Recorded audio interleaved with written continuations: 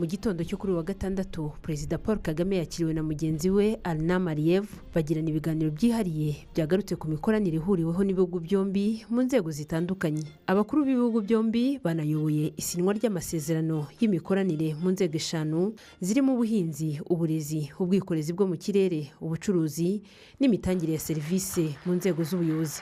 Perezida Paul Kagame yagaragaje ko ibimaze gukorwa hagati y'impande zombi ari umusingi wo kubakiraho ubufatanye buzarushaho guteza imbere u Rwanda na Azerbaijan.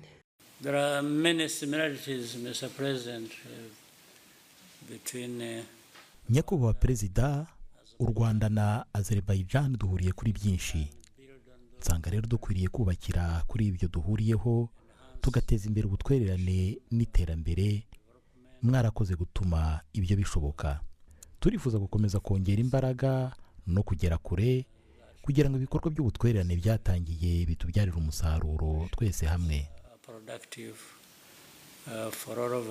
Perezida Kagame kandi yabwiye mugenzi we wa Azerbaijan ko u Rwanda ari umufatanyabikorwa mwiza w'igihugu cye muri Afurika.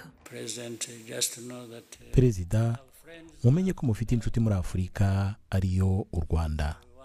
Twagira ngo dukoreshe uyu mwanya w'ubutwererane n'ubucuti hagati yacu namwe ndetse no hagati y'ibihugu byacu byombi kugira ngo twihute tugana imbere kurushaho tugamije kugera ku burumbuke.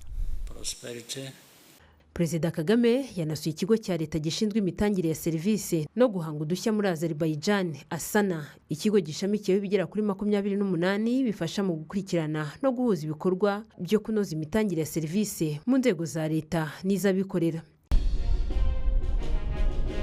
Mbere yaho, umukuru w'igihugu yabanje gusura urubuga rw'icyubahiro ashyira indabo ku mva y'intwari za Azerbaijan, ahari urwibutso rw'abitangiye kubohora Azerbaijan no guharanira ubwigenge n'ubusugire bwayo.